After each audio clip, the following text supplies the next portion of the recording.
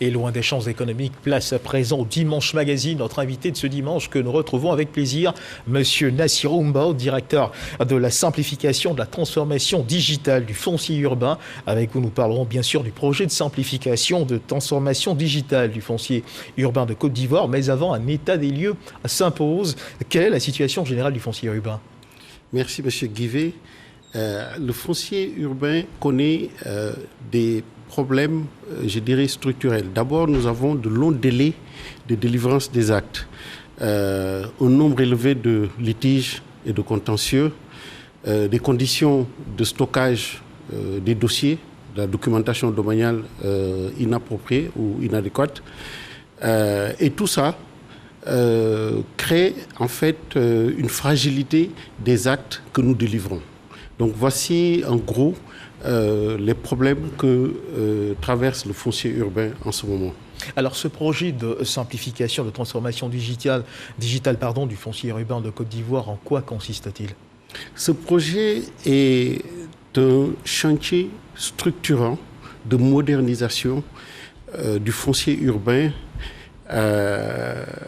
dans une vision nouvelle, orientée usager. En réalité, ce projet comporte 9 composantes. Nous avons des composantes de base qui sont les socles, les fondations même d'une gestion informatisée du foncier urbain, qui sont la mise en place de l'identifiant unique de la parcelle au référentiel géodésique national. Nous avons des composantes qui vont nous permettre de faire ce qu'on appelle la réingénierie des process, c'est-à-dire mettre à jour, mettre à plat l'ensemble de ces procédures, des textes et des pratiques, les optimiser afin de simplifier, de sécuriser la délivrance des actes administratifs. Alors nous le disions à l'entame de cette édition, le 18 août dernier, le Premier ministre procédait justement à l'inauguration du centre de production ou du projet de simplification, de transformation digitale du foncier urbain. Retour justement sur les temps forts de cette inauguration avec notre reporter Cheikh Koné. Grâce à ce centre de production flambant neuf d'une 50aine de bureaux situés en plein cœur de la cité administrative du plateau, l'usager pourra faire la demande de ses actes en ligne en un seul clic. Mieux, il pourra s'informer en temps réel de l'évolution de sa demande d'actes administratifs. Une première en Côte d'Ivoire. Accompagné de plusieurs membres du gouvernement, le Premier ministre Patrick Achi a inauguré ce centre, vitrine du projet de simplification et de sécurisation de la chaîne foncière, porté par le gouvernement. La première phase du projet de simplification et de transformation digitale du foncier urbain est prévue sur 2 années, sur la période 2021 à 2023, dans le Grand Abidjan et la commune d'Assini. L'objectif est d'accroître d'une part les capacités actuelles de production de la chaîne foncière à 60 000 ACD pour la première année et le porter à 100 000 ACD pour les prochaines années.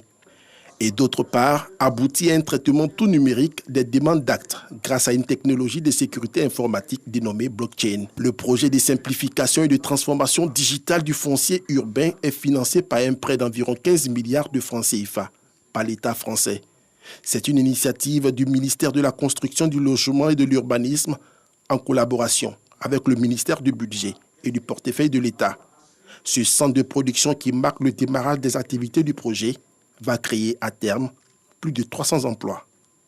Alors, monsieur le directeur de la simplification et de la transformation digitale du foncier urbain, comme on vient de le voir dans l'élément, le Premier ministre a tenu en personne à procéder à l'inauguration de ce centre. Cela montre combien de fois ce projet est important pour le gouvernement, n'est-ce pas? Effectivement, cette inauguration, cet acte est symbolique de la volonté du gouvernement à régler définitivement ce problème.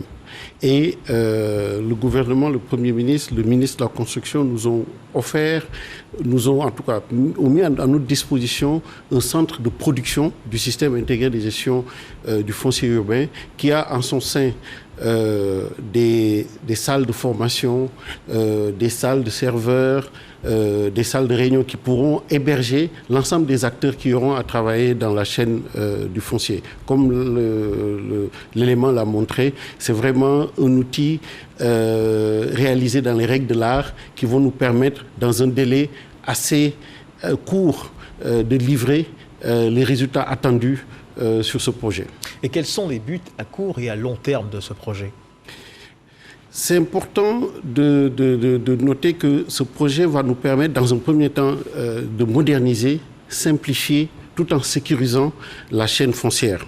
Ce projet va nous permettre d'aboutir à un traitement tout numérique, donc d'éviter ou de réduire l'intervention humaine dans le processus. Réaliser une plateforme de gestion intégrée pour l'ensemble des administrations qui travaillent sur la gestion de la terre. Donc ça, c'est un objectif et un but important, mais plus satisfaire aux attentes des usagers particuliers et professionnels. Ce système nous permettra, par exemple, aux Ivoiriens de la diaspora de pouvoir interagir directement avec l'administration foncière à travers des applications et des sites, des plateformes que nous mettrons à leur disposition.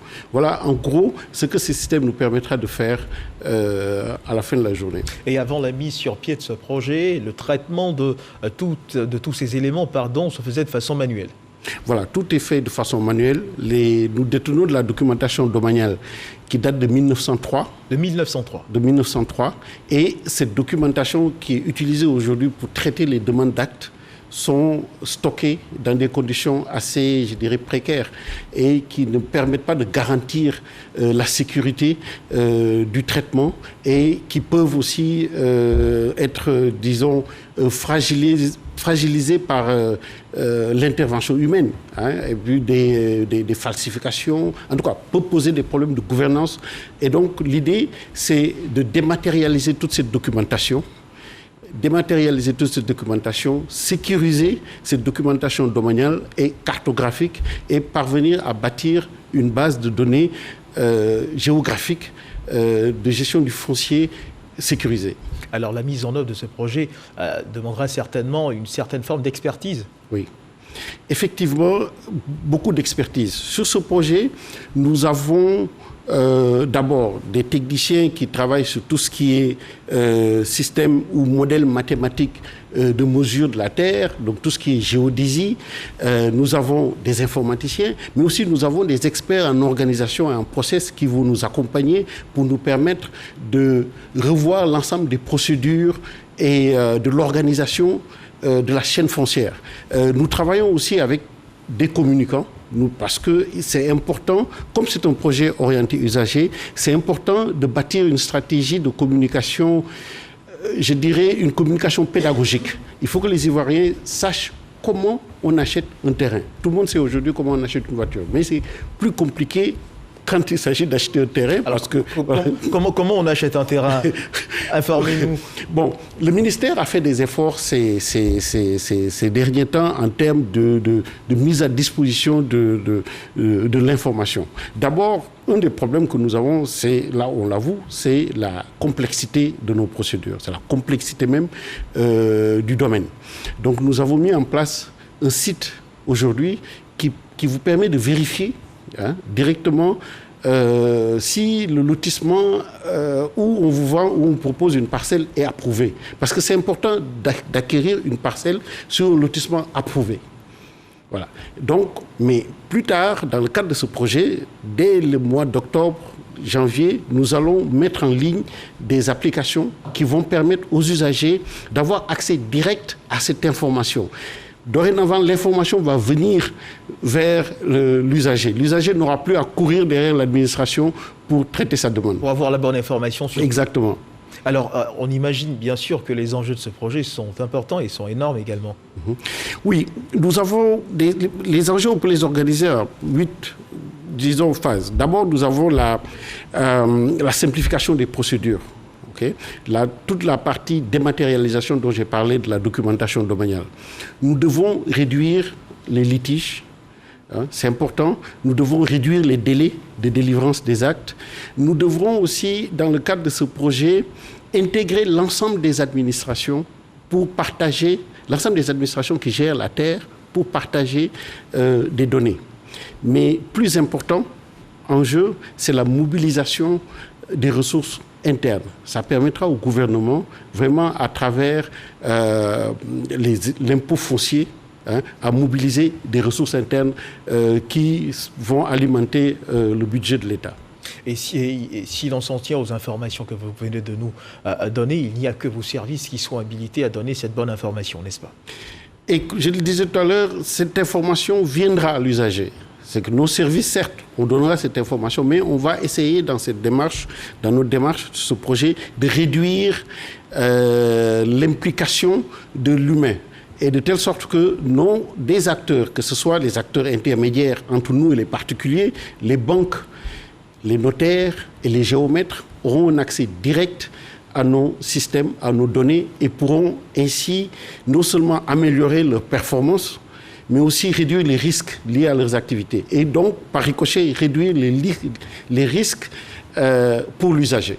Et un élément important aussi, comme les banques qui demandent de l'information, qui demandent un accès à notre système, les banques vont pouvoir mettre de l'argent sur le marché hypothécaire parce que dorénavant, les actes que nous produisons seront robustes.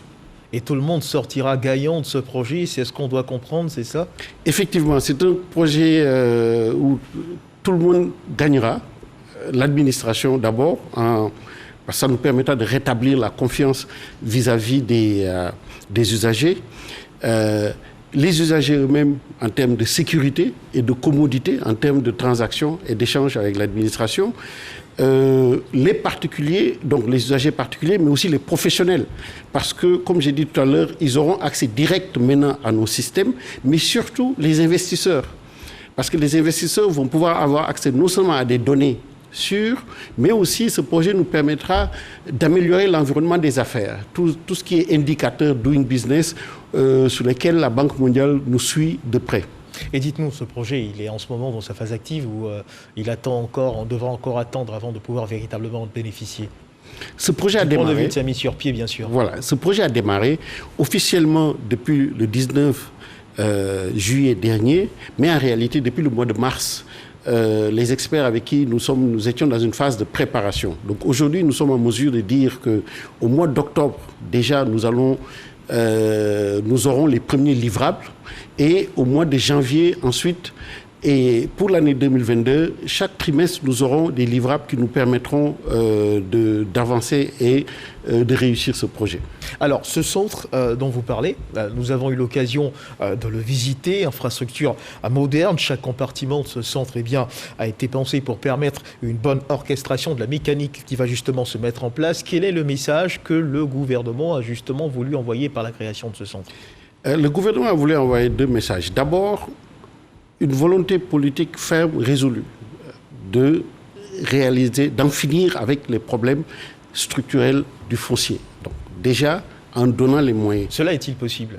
Oui, mais c'est compliqué. Je pense que la partie, disons, technologique, la partie informatique, technologique, la partie la plus facile, en fait. Ça ne représente que 30% en fait, du problème. Ce qui sera difficile dans ce projet, c'est la prise en compte de la dimension humaine.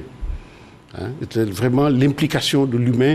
Et ça, on a prévu une composante qui s'appelle conduite de changement, qui va nous permettre d'accompagner les acteurs du foncier avec qui nous allons travailler, que ce soit les acteurs internes dans l'administration, mais aussi les acteurs externes, comme je disais tout à l'heure, les banques, les géomètres, les urbanistes, etc. Il va falloir donc rassurer à toutes ces parties prenantes là, afin qu'elles puissent épouser l'idée de ce projet. Effectivement, et la bonne nouvelle, c'est que ces parties déjà sont disons, je dirais, motivés de participer. Quand on a réalisé l'étude, nous avions changé de paradigme. Nous avions réalisé une étude basée sur les usages, comme je disais tout à l'heure. Et nous les avons associés. En les associant, ils ont senti, déjà, il y a des réformes, comme le référentiel géodésique national, c'est une réforme qui vient des géomètres. Mais nous avons bien compris leurs besoins d'information, leurs besoins d'accès digitalisé à nos données. Et là, nous travaillons en bonne intelligence pour réussir ensemble ce chantier. Ce projet, on peut le considérer comme une urgence pour justement mettre de l'ordre dans la délivrance des actes administratifs. C'est une urgence qui s'impose en ce moment? C'est une urgence et ça apparaît dans le programme de travail gouvernemental, d'abord parmi les projets prioritaires. Et c'est une urgence parce que les les banques nous disent, nous avons beaucoup d'argent à mettre sur le foncier. Mais aujourd'hui, si vous regardez, on a moins de 10% des transactions qui sont réalisées, qui sont par des prêts hypothécaires. Ensuite, c'est une urgence parce que, justement, les problèmes de sécurité que nous avons, que ça engendre, sont un frein à notre développement. Alors si on vous demandait là maintenant, nous sommes pratiquement au terme de notre entretien, si on vous demandait là maintenant de réduire ou de résumer la plus-value de ce projet en quelques mots, que nous diriez-vous là en ce moment? Oui, c'est un projet qui va avoir un impact important sur l'accessibilité au logement.